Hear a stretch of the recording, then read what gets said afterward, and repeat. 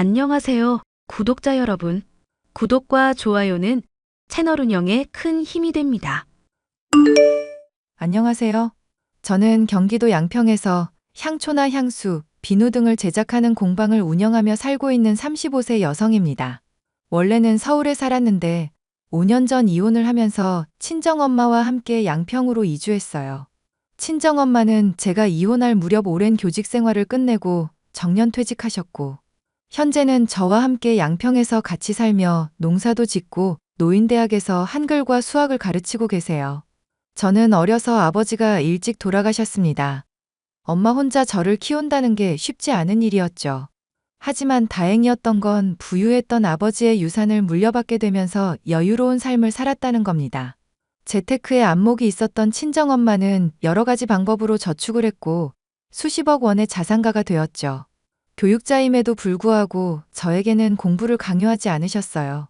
통제된 삶을 살지 말고 하고 싶은 것 하며 살라며 저를 아낌없이 지원해 주신 덕분에 유복한 유년 시절을 보낼 수 있었답니다. 명문대 졸업 후 남들과 똑같이 회사 생활을 시작했어요. 하지만 가만히 앉아서 하루 종일 컴퓨터만 들여다보는 일은 제 스타일이 아니었죠. 스트레스 해소에 좋은 게 없나 탐색을 하던 중 우연히 접하게 된 아로마 테라피에 빠져 공방 창업을 계획하게 되었죠. 남들은 저보고 무모하다 했지만 제가 원하는 꿈이 생긴 이상 그 꿈을 쫓아가기 위해 부단히도 노력해야 했습니다. 지원아, 너는 멀쩡하게 다니던 직장을 왜 갑자기 그만둔 거야? 사실 나 하고 싶은 게 생겼어. 이렇게 가만히 앉아 있는 건 공부했던 걸로 충분하다고. 내 인생이 너무 지루해. 도대체 무슨 일인데 그래? 모든 일에는 다 절차가 있는 법이야. 회사 생활도 이제 적응 좀 하나 싶었는데 갑자기 그만두니까 엄마는 좀 당황스럽다. 미리 말하지 못해서 미안해, 엄마. 됐어. 네 인생인데 내가 뭐라 해서 될 일이었으면 진작에 욕이라도 했겠지. 근데 네가 하고 싶은 일이 뭐야? 사실 회사 관두기 전에 취미 좀 붙여보려고 캔들 공예 수업을 들었거든? 아로마 캔들이라고. 아, 그 향초? 응, 만들어 보니까 재밌고 이게 하면 할수록 묘한 매력이 있더라. 나중에 나이 들어서도 내가 할 수 있는 일인 것 같아서 한번 도전해 보려고. 도전하는 건 좋은 일이야. 어차피 한 번 사는 인생 뭐 있어? 하고 싶은 거 다 하면서 살아. 정말? 허락해 주는 거야? 내가 허락하고 말고가 어디 있어. 네가 원하면 하면 되는 거지. 인생 한 번뿐이다. 기회 있을 때 잡아. 엄마 그렇게 말해줘서 정말 고마워. 역시 우리 엄마 짱. 나도 하나밖에 없는 우리 딸이 행복하다면 그만이야. 엄마가 얼마든지 지원해 줄 테니까 어디 가서 기죽지 말고 원하는 거 다 하면서 살아. 그럼 엄마는 모임 있어서 이따가 저녁에 보자. 알겠어요. 들어가요. 그렇게 다니던 회사를 그만두고 아로마 테라피, 조향사, 캔들 등 여러 가지 자격증을 취득하며 본격적인 준비를 하게 되었습니다. 창업을 위해 상가를 알아보는데 부동산에서 분양 상담사로 일하고 있던 남편을 만나게 되었어요. 번화가도 좋지만 공방 특성상 조금 한적하고 고즈넉한 곳에 있으면 좋겠다 싶어서 여기저기 많이 다니던 참이었죠. 그중에 마음에 드는 곳이 있어서 상담하고 가게 계약을 체결했습니다. 새로 지어진 건물이어서 그런지 시설도 좋고 주변 아파트 단지들이 많아서 접근성이 좋은 최적의 장소였죠. 남편이 처음으로 몇 천만 원 수수료를 받았다며 가게에 커피를 사들고 온 걸 시작으로 연애를 하게 되었습니다. 나이도 동갑이었던 데다 열심히 일하는 게 보기 좋았고 남편도 저를 보고 한눈에 반했다고 했었거든요. 남편은 고등학교를 졸업 후 군대를 다녀와 이렇다 할 직장에 다니지 못하다 우연히 분양 상담사 일을 시작했다고 합니다. 홀시어머니를 모시며 살고 있었고 경기도 김포의 30평대 아파트에 거주하고 있었죠. 2년 정도 불같이 연애 후 미래를 함께하기로 약속하고 양가 집안에 인사를 드리기로 했습니다. 인사를 드린 뒤 시어머니와 번호 교환을 했는데 아직 결혼도 안 했는데 매일같이 연락해오며 사사건건 참견질을 시작하셨어요. 시어머니는 아들 부심이 대단한 사람이었습니다. 이때까진 몰랐어요. 점점 어두워질 제 미래를 말이죠. 예, 전화를 했는데 받질 않는구나. 톡은 가능한 거냐? 어머니 죄송해요. 전화를 깜빡하고 못 받았네요. 정신이 없었어요. 내가 바쁘면 얼마나 바쁘다고. 내가 몇 번을 전화했는데 너 이러는 거 점수 깎이는 거다? 죄송해요. 무슨 일 있으세요? 연락을 다 주시고. 지난번에 왔다 가고 이렇다 저렇다 할 연락도 없고 그냥 안부차 연락했다. 그리고 원래 안부 연락은 너가 먼저 해야 하는 거야. 어른이 먼저 하게 만드는 경우가 어디 있니? 죄송해요. 어떻게 연락할지도 모르겠고, 솔직히 아직은 어려워서요. 제가 노력할게요. 그나저나 너 공방인지 뭔지 한다며? 그거 하면 한 달에 얼마나 버냐? 그때마다 매출은 다른데요. 단체 주문 들어오거나 강에 많이 나가는 달에는 그만큼 많이 들어오고요. 뭐 들쑥날쑥하다는 거네? 그러다 결혼해서 우리 아들 돈 까먹는 거 아니야? 난 그런 꼴 못 본다. 이래서 여자가 바깥일을 하면 안 된다는 거야. 어머니, 저 그렇게 못 벌지 않아요.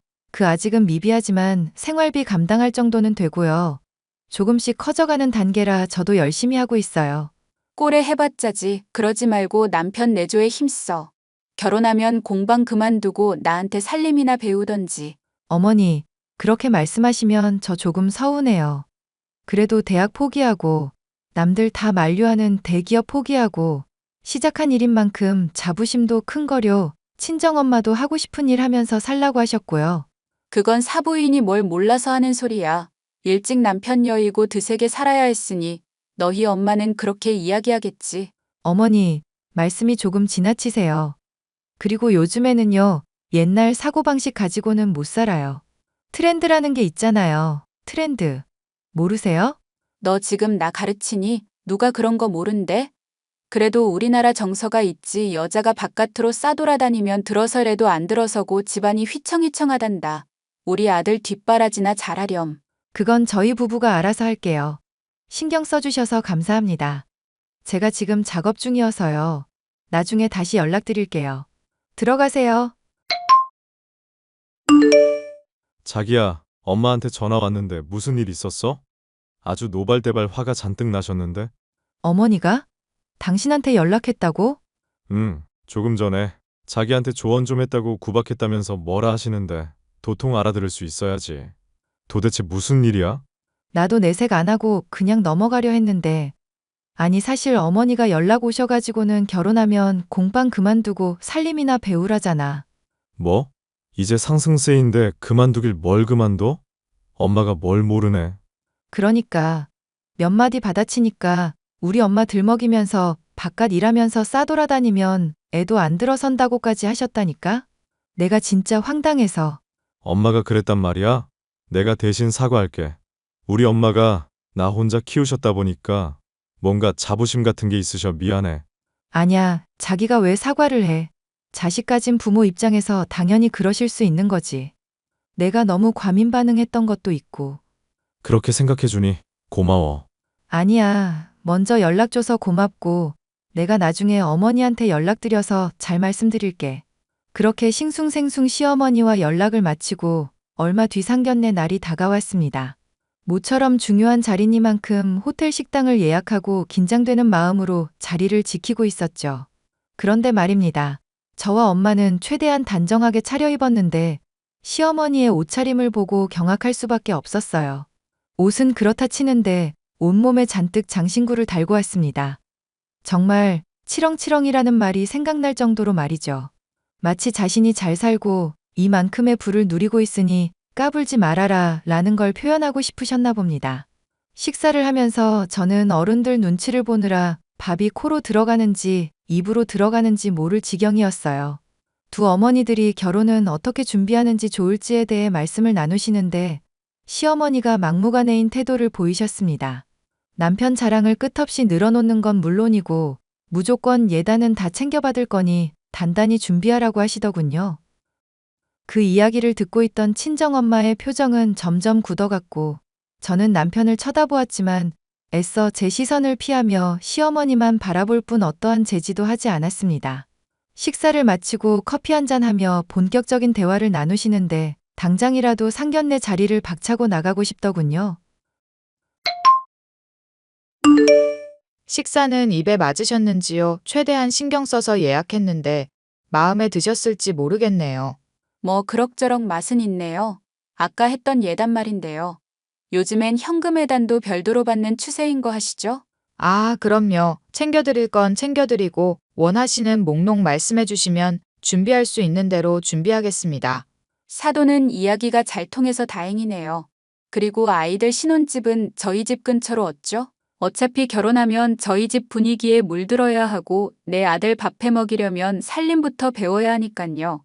네, 그건 아이들의 의사를 물어보고 결정해야 할 것 같습니다만. 물어보고 하고 말 것도 없어요. 살림 가르쳐 주면서 필요하면 지금 사는 집 팔고 그 돈 얹어서 나중에 큰 집으로 이사 가면 보태주고 합가할 생각입니다.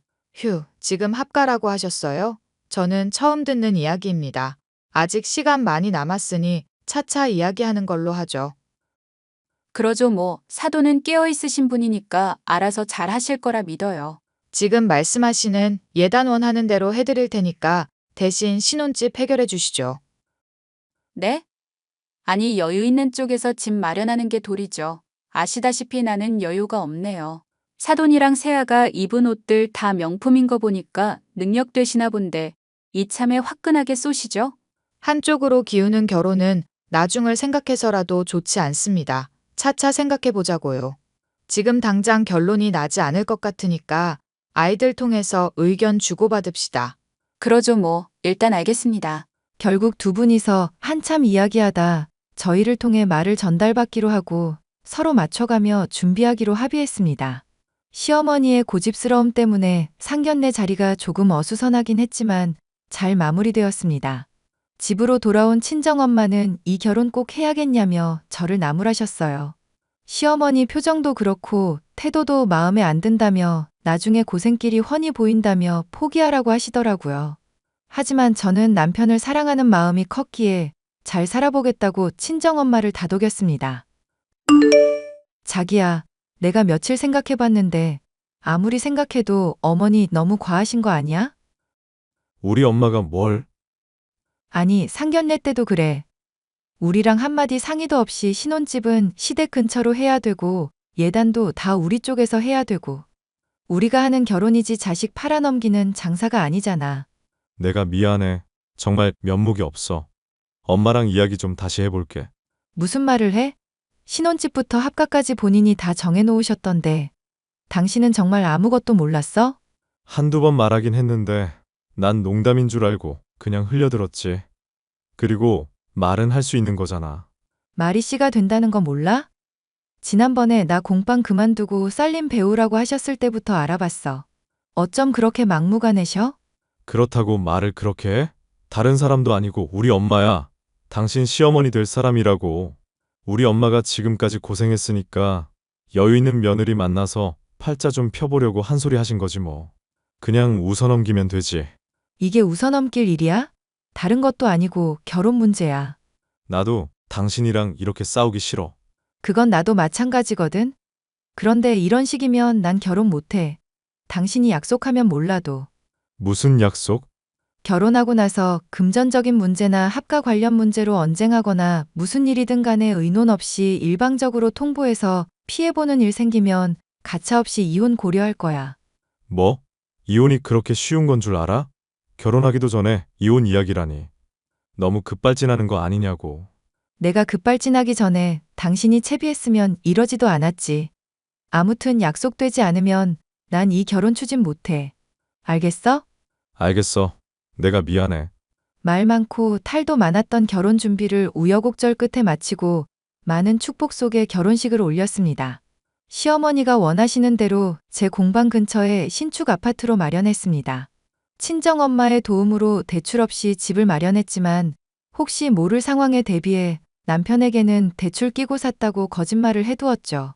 그리고 세금 문제로 혼인신고를 6개월 뒤에 하기로 했습니다. 하도 시어머니가 닥달하는 상황에 한두 번은 주말마다 시댁에 갔지만 문화센터에서 강의를 시작해 주말에도 여유가 없어졌어요. 그랬더니 시어머니가 짐을 싸들고 신혼집에 쳐들어오신 거 있죠? 막무가내로 살림을 가르쳐 주겠다며 수시로 왔다 갔다 하겠다며 통보하시고는 정말 한 번 오면 며칠씩 있다 가셨습니다. 차로 20분이면 가는 거리라 정말 가까운데 굳이 왜 이러나 싶었죠. 그 와중에 남편이라는 놈은 시어머니가 불편하지 않겠냐며 자기 멋대로 남는 방에서 생활하라며 허세까지 부렸습니다. 시어머니는 이때다 싶었는지 조금씩 짐을 옮기기 시작했고 저희는 합가나 다름없는 생활을 하게 되었죠. 새벽부터 일어나 시어머니의 밥상을 차리는 건 물론 늦게 퇴근해도 밥을 차려드려야 했고 온갖 뒤치다꺼리를 해야 했답니다. 신혼집은 친정엄마가 제 명의로 해주신 집인데 남편과 시어머니가 마음대로 구는 모습에 결국 참던 화가 폭발하고 말았죠. 남편과 심하게 다투게 되었고 시어머니는 그런 저를 나무라며 노발대발하셨어요. 하늘 같은 남편을 모시고 살아도 모자란데 어디서 소리치냐며 잔뜩 혼을 내시고는 제 뺨까지 때렸습니다. 제가 맞고 아무것도 하지 못하고 멍하니 서 있자 놀란 남편은 시어머니를 뜯어말렸고 시어머니는 시댁으로 가셨어요. 남편은 며칠 동안 제 눈치를 보며 살았습니다. 제가 아무 말도 하지 않고 있어도 없는 취급을 해버렸거든요. 하지만 금세 화해하고는 예전과 같은 사이로 지냈어요. 다음 주에 우리 엄마 환갑인 거 알지? 뭐 해드릴지 고민인데. 아, 맞다. 장모님 환갑이시지? 호텔 식당 예약해서 밥 먹고 용돈도 적당히 드리면 되지 않을까? 아, 그것도 좋겠다. 생각해둔 곳 있어? 프리미엄 호텔 어때? 조금 가격대가 있긴 한데 날도 날이니만큼 모시고 한번 다녀오자.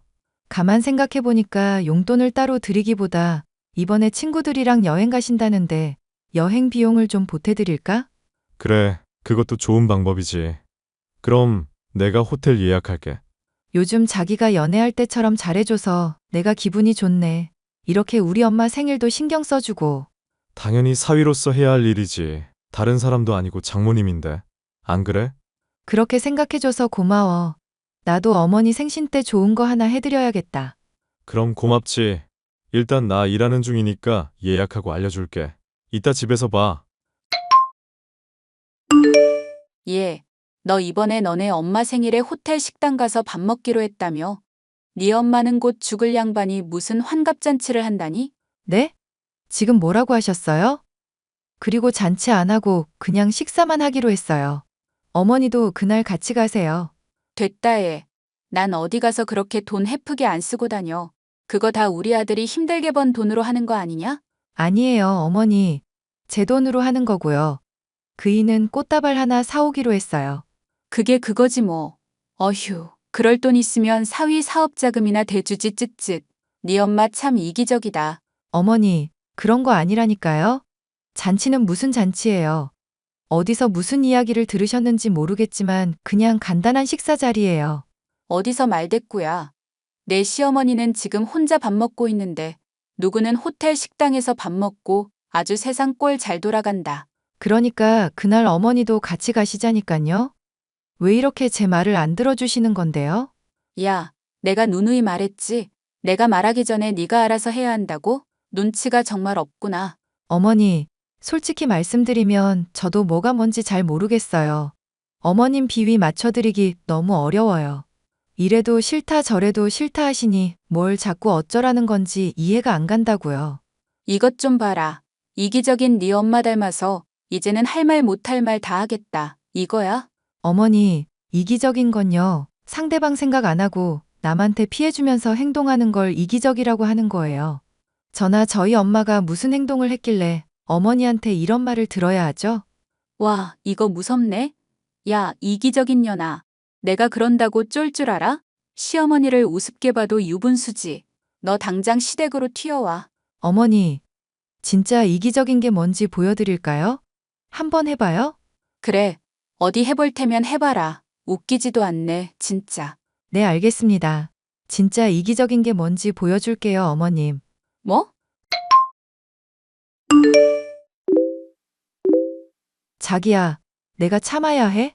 아, 또 무슨 일이야? 어머님이 다짜고짜 연락하셔서 자기는 혼자 밥 먹는데 엄마 생일에 호텔 식당 간다고 나한테 엄청 뭐라 하셨어. 곧 죽을 사람이 무슨 환갑잔치냐시던데? 이게 정상적인 사고로 할 말이야? 아니, 말을 왜 그렇게 해? 엄마가 서운해서 그러셨나 보지. 당신이 너무 예민하게 받아들이는 거 아니야? 저걸 보고도 그런 말이 나와? 산 사람 보고 곧 죽을 사람이라느니 무슨 말을 그따위로 하시냐고. 그리고 호텔 식당 같이 가자고 말씀드리니까 제대로 대답도 않고 나한테 뭐라 하시기나 하는데 내가 뭘 더 이야기해야 하는데? 아, 제발 성격 좀 죽이고 살자. 나도 이제는 지친다 지쳐. 엄마나 당신이나 제발 성격 좀 고쳐라. 아, 어이없네. 이럴 거면 당신 멋대로 살지 왜 나랑 결혼했어? 뭐? 무슨 소리를 하는 거야? 알아듣게 이야기해. 솔직히 당신 어머님 편만 들고 내가 어머님 잘잘못 따지면 화내잖아. 아니, 그럼 너는 며느리가 엄마 욕하는데 가만히 듣고 경청해야 돼? 뭐 어이구 그랬어? 이러면서 맞장구 쳐줘야 하냐고. 엄마 욕 듣는데 기분이 좋을 리 있겠냐? 욕이 아니잖아. 그리고 어머님이 나한테 하신 건? 그건 욕 아니냐고. 아, 답답해 죽겠네. 내가 더 답답하거든. 당신이 이렇게 중간 역할 못하니까 어머니가 자꾸 나 우습게 보는 거야. 그래서 뭐 어쩌려고?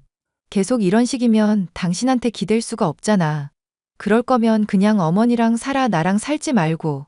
지금 이혼이라도 하자는 소리야? 사람이 왜 이렇게 예민해? 그래, 이혼하자. 난 더는 못 살겠어. 우리 이혼해. 그렇게 저는 남편과의 결혼 생활을 더 이상 유지할 수 없다. 판단되어 변호사 사무실을 찾아갔습니다. 솔직히 혼인신고를 하지 않아서 이혼이라고 할 것도 없지만 이왕 이렇게 된 거 잘잘못을 따지고 싶었습니다.